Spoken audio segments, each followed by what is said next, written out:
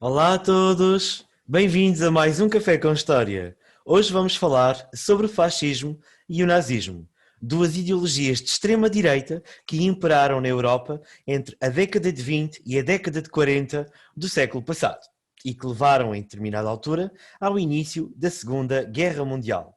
Começamos por explicar aquilo que é o fascismo. O fascismo defende a criação de um Estado forte e de um Estado autoritário. O fascismo defende o totalitarismo, a intervenção do Estado em todos os setores da vida de um país, seja na economia, nos assuntos relativos também à própria justiça, à legislação, à questão do próprio poder executivo e, claro, naquilo que diz respeito ao controle sobre a mentalidade, a ação e até ao dia-a-dia da sua população. Dentro de um regime fascista, existe apenas um único partido. Há a rejeição da democracia e também a rejeição do liberalismo. Há também uma negação de grande parte dos direitos humanos. O fascismo depende muitas das vezes da liderança incontestável de uma figura autoritária que vai liderar o governo e que coloca muito da sua autoridade e do seu empenho na unidade do próprio regime.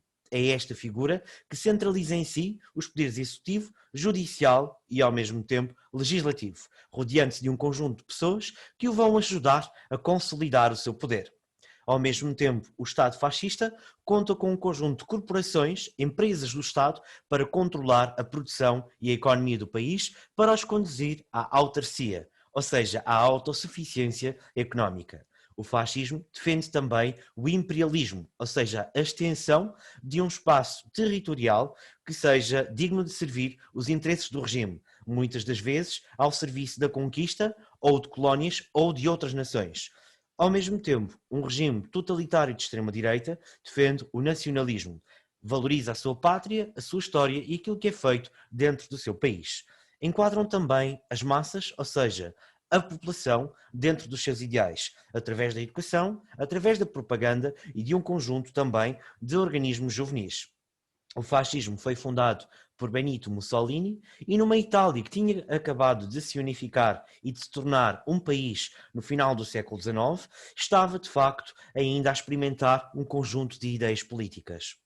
Benito Mussolini ficaria conhecido na história de Itália e na história do mundo como o Duce, o líder, o guia político que iria levar Itália a um Estado forte, a um Estado supremo e autoritário.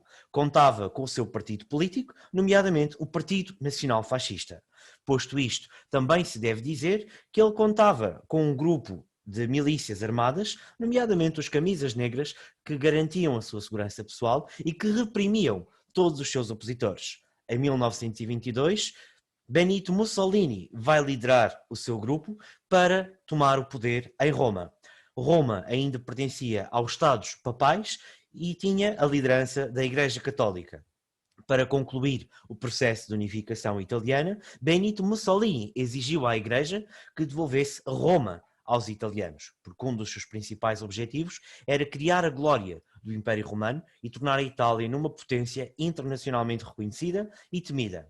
Em 1924, o rei Vítor Emanuel III vai delegar o seu poder a Benito Mussolini e vai pedir-lhe para formar um governo de índole fascista.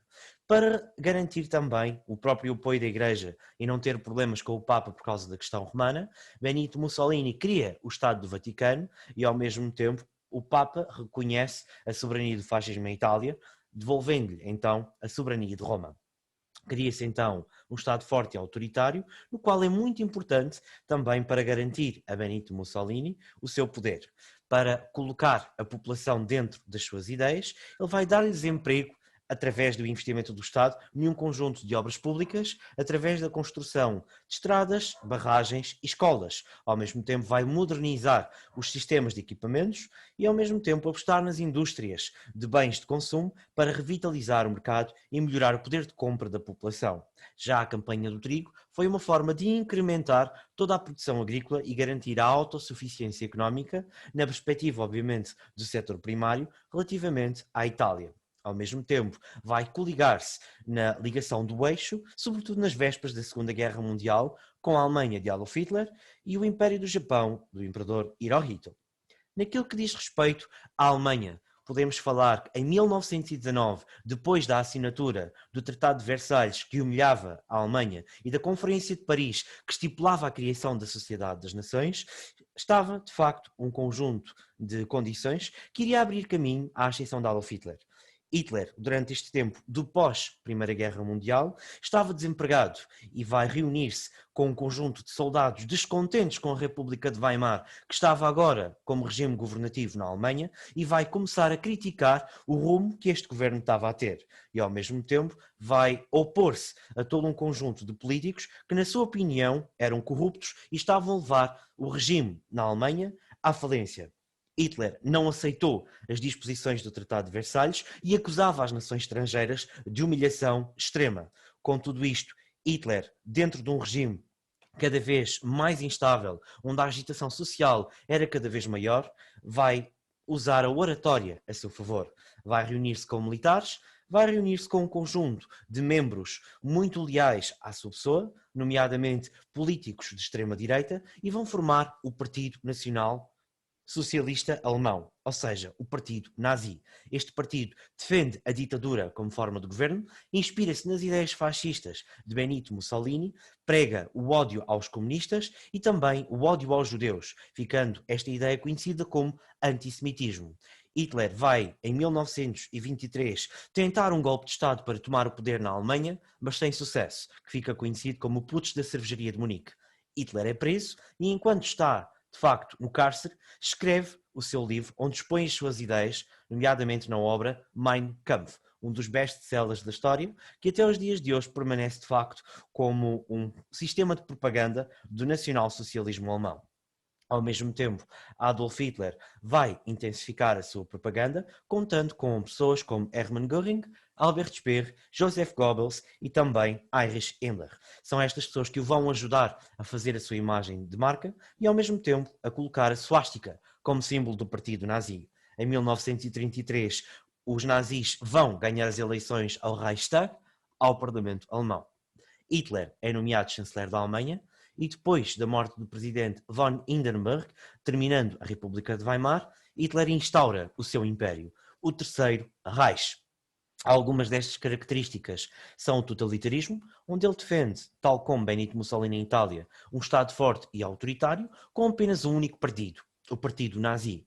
Hitler torna-se o seu Führer, líder incontestável. Ele defende a supremacia da raça ariana, a superioridade do povo alemão. Normalmente, os que tinham olhos azuis, altos e eram esbeltos, eram os ideais para Hitler. Através de uma política de casamentos, ele vai tentar criar uma geração perfeita, recuperando a pureza do povo que habitou a Alemanha noutros tempos da história. Ao mesmo tempo, vai defender o espaço vital e a conquista de outros países europeus para o desenvolvimento da Alemanha. Vai revitalizar o exército, a marinha e a força aérea. Ou seja, a Luftwaffe tinha o sonho de conquistar Europa e de tornar Berlim uma capital culturalmente relevante do ponto de vista internacional. Vai também criar polícias secretas para vigiar e reprimir todos os seus opositores. As SS, secções de segurança e sua guarda pessoal, as SA, secções de assalto e também a Gestapo, muito semelhante à PID em Portugal. Utilizam de forma muito intensa a propaganda, sobretudo em organismos juvenis, como por exemplo a Juventude Hitleriana, que integrava todos os jovens nas ideias do regime, vai recorrer aos meios de comunicação social, à televisão, ao cinema, à rádio e aos jornais para fazer a propaganda do partido e do seu Estado e ao mesmo tempo vai instaurar a censura para evitar que os seus opositores se organizem.